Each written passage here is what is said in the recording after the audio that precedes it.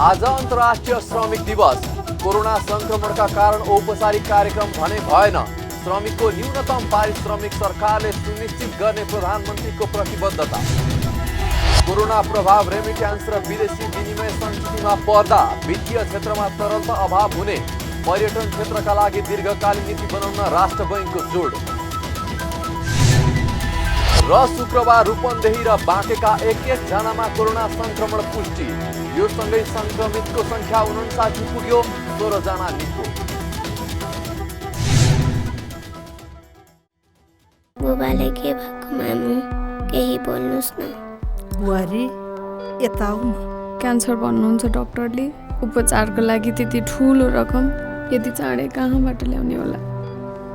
नमस्ते, म नेपाल लाइफको अभिकर्ता। हिजो मात्रै थाहा पाएँ तपाईँको श्रीमानको बारेमा। मैले सबै प्रोसेस गरेर 50 लाखको चेक ल्याइदिएकी छु।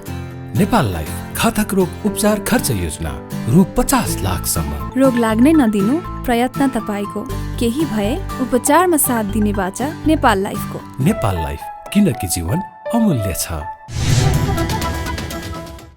नमस्कार, कारोबार समाचारमा स्वागत छ। अब समाचार विस्तारमा।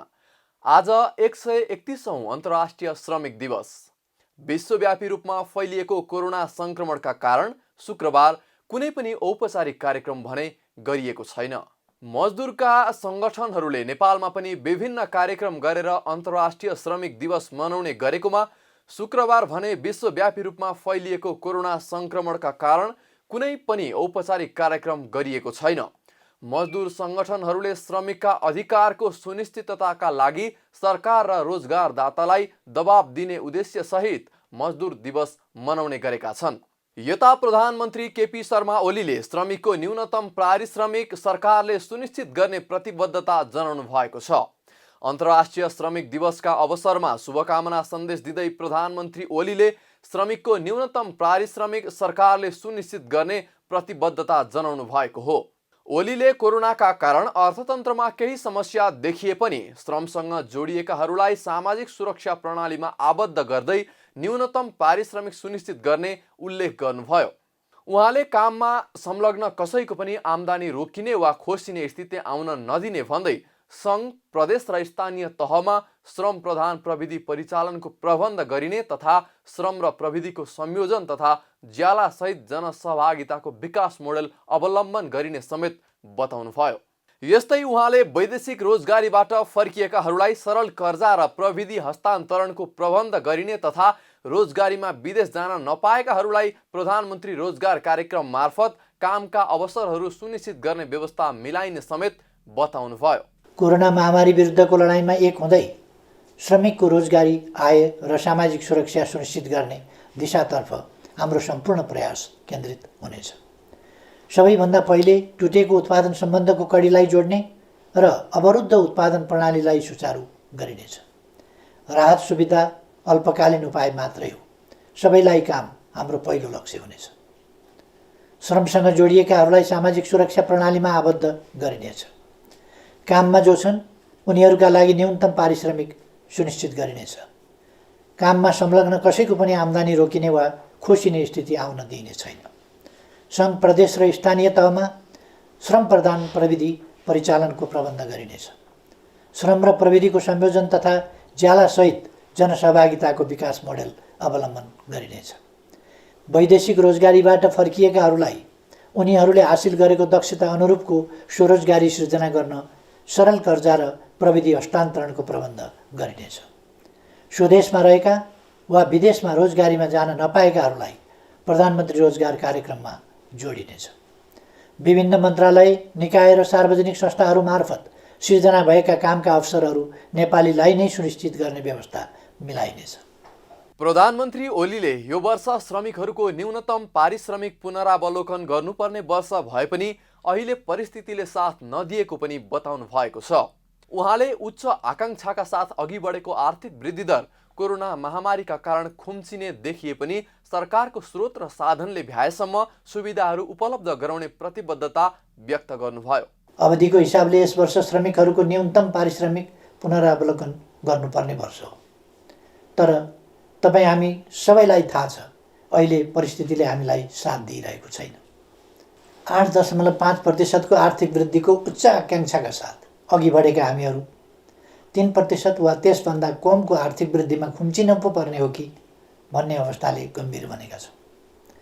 मैले पहिले पनि भनिसकेको छु, हाम्रो जिडिपीको झन्डै 4% यस महामारीका कारण क्षति भइसकेको छ। विश्व स्तरमा तुलनात्मक रूपमा हेर्ने हो भने रोजगारी र अर्थतन्त्रको अहिलेको अवस्था अघिल्लो शताब्दीको महामन्दीमा जस्तै वा त्योभन्दा पनि भयावह हुने आकलन गर्न थालिएको छ।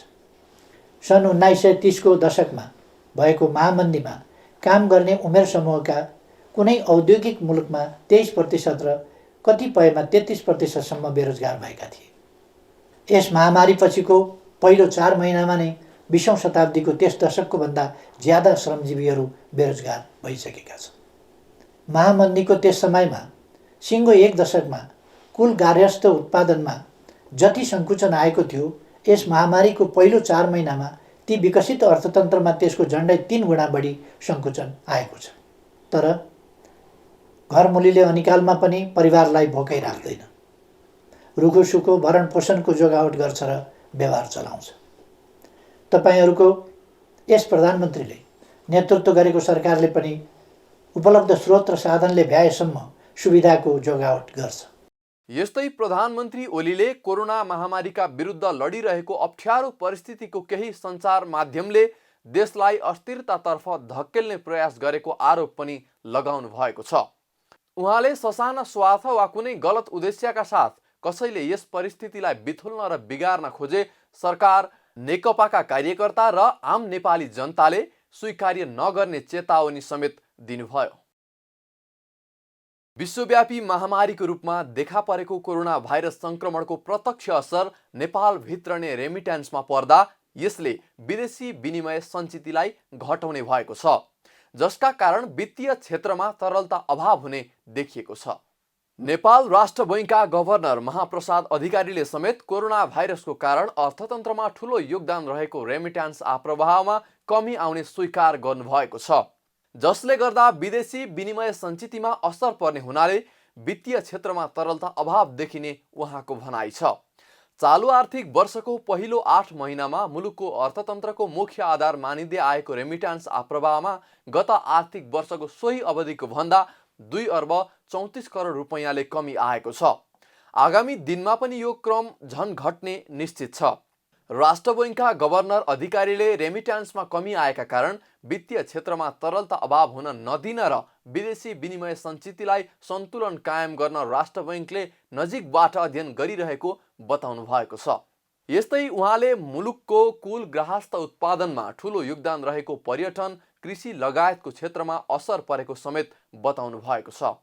उहाँले कृषि क्षेत्रमा तत्कालका लागि केही समस्या देखिए पनि उत्पादनमा कमी नआउने भन्दै पर्यटन क्षेत्रमा भने लामो समयसम्म असर पर्ने देखिएको बताउनु भयो। पर्यटनलाई उकास्न प्रशस्त समय चाहिने चाहिँ अनुमान गरिरहेछौँ।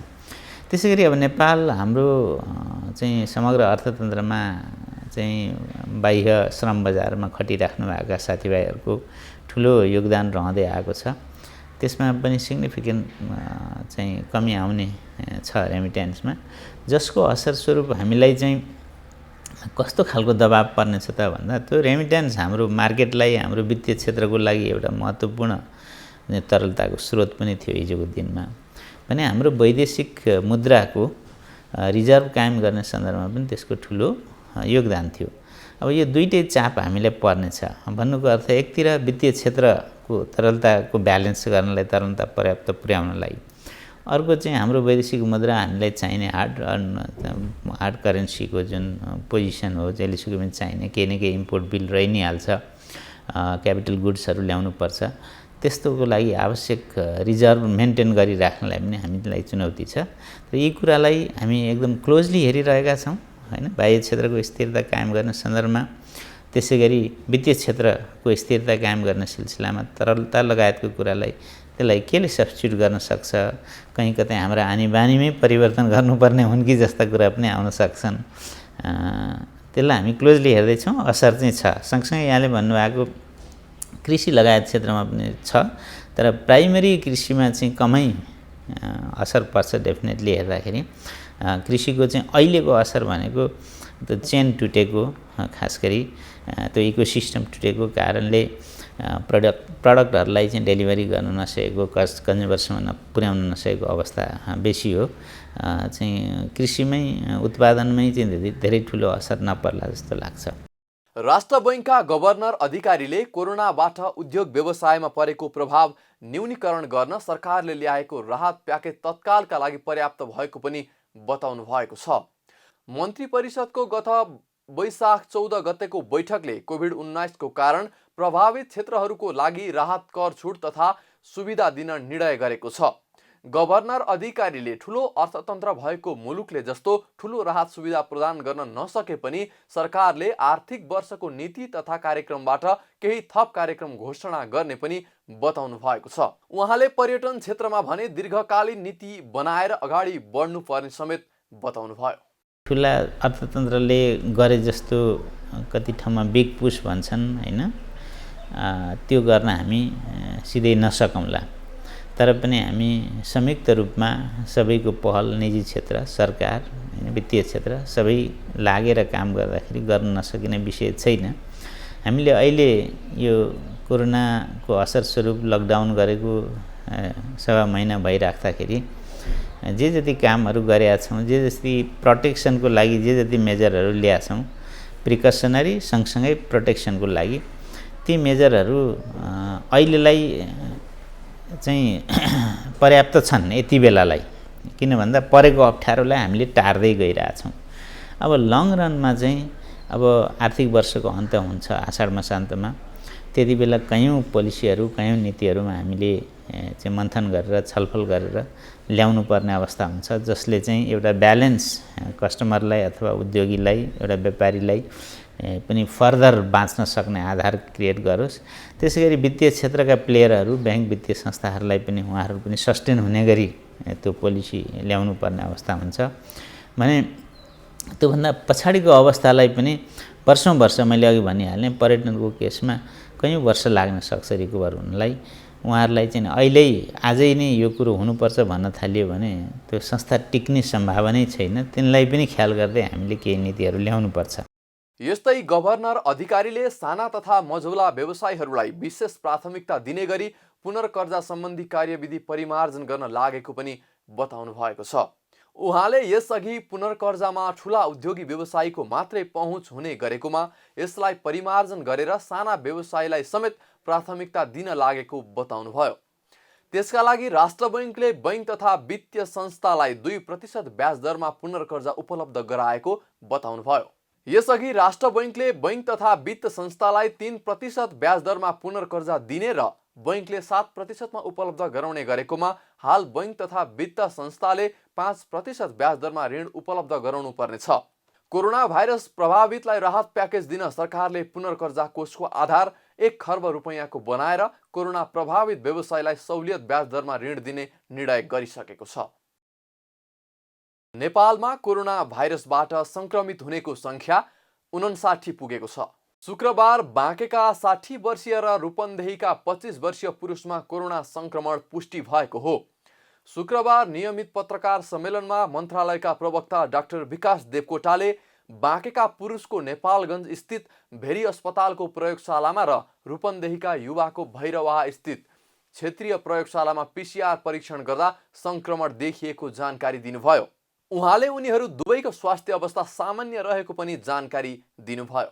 संक्रमित व्यक्तिहरूको विवरण दिन चाहन्छु। आज बाँके जिल्ला नेपालगञ्जका 60 वर्षीय पुरुषको नमुना परीक्षण गर्दा भेरी अस्पतालमा पोजिटिभ देखिएको छ। हाल उहाँलाई बाँकेको सुशील कोइराला प्रखर क्यान्सर अस्पतालको आइसोलेसनमा ल्याउँदै गरेको अवस्था छ। त्यसैगरी रूपन्देहीका 25 वर्षीय पुरुषको पनि नमुना परीक्षण राष्ट्रिय जनस्वास्थ्य प्रयोगशालामा गर्दा पोजिटिभ देखिएको छ।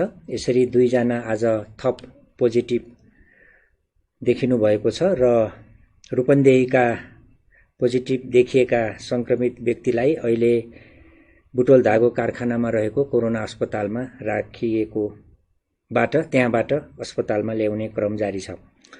कुल संक्रमितको संख्या यसरी 59 पुगेको छ, जसमध्ये पुरुषहरू 49 जना हुनुहुन्छ भने महिला 10 जना हुनुहुन्छ।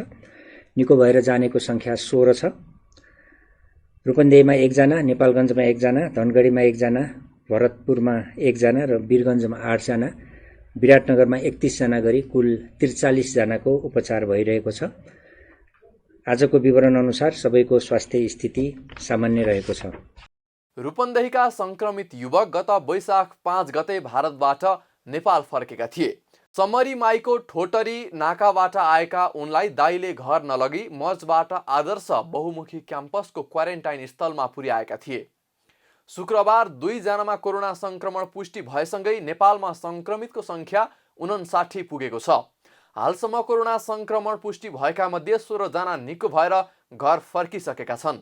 मन्त्रालयको अनुसार शुक्रबारसम्म देशभर पीसीआर विधिबाट 12,577 र आरडीटी विधिबाट 47,797 गरी कुल 59,374 जनाको परीक्षण भएको छ। यस्तै मुलुकभर 24,907 जना क्वारेन्टाइनमा रहेका छन् भने काठमाडौँ उपत्यकामा 5 र बाहिर 89 गरी कुल 94 जना आइसोलेसनमा रहेका छन्। आइसोलेसनमा रहेका व्यक्तिलाई शंकास्पद बिरामीको रूपमा हेरिएको छ। कारोबार समाचारमा अब सुन चाँदी र तरकारीको थोक मूल्य तथा विदेशी विनिमय दर सम्बन्धी जानकारी।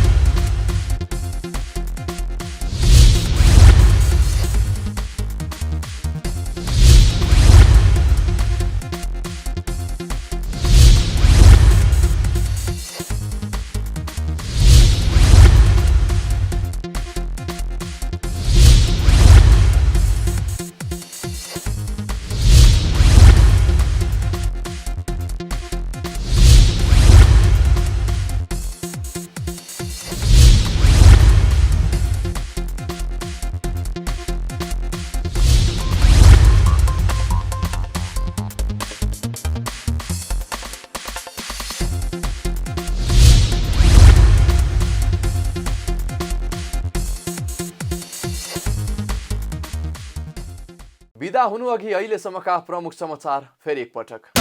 आज अन्तर्राष्ट्रिय श्रमिक दिवस। कोरोना संक्रमणका कारण औपचारिक कार्यक्रम भने भएन। श्रमिकको न्यूनतम पारिश्रमिक सरकारले सुनिश्चित गर्ने प्रधानमन्त्रीको प्रतिबद्धता। कोरोना प्रभाव रेमिट्यान्स र विदेशी विनिमय सङ्कटमा पर्दा वित्तीय क्षेत्रमा तरलता अभाव हुने। पर्यटन क्षेत्रका लागि दीर्घकालीन नीति बनाउन राष्ट्र बैंकको जोड। र शुक्रबार रूपन्देही र बाँकेका 1-1 जनामा कोरोना संक्रमण पुष्टि। यो सँगै संक्रमितको संख्या 59 पुग्यो, 16 जना निको।